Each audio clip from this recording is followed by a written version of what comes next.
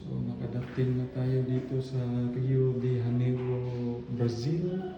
So, pasok na tayo sa room natin, no? Room 303.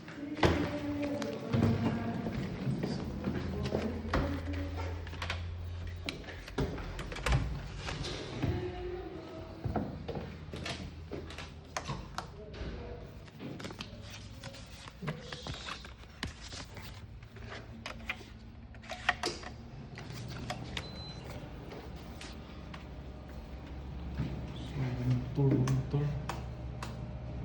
Ayun. Tama lang. Pang queen size bed. Mirror. Yung sliding. Yung ano dito.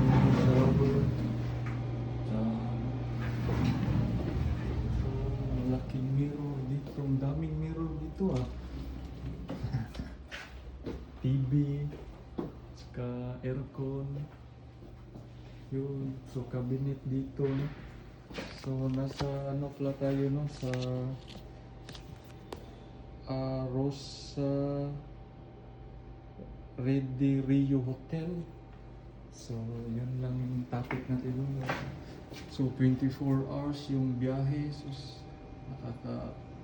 nakakapagod. So thank you for watching, bye.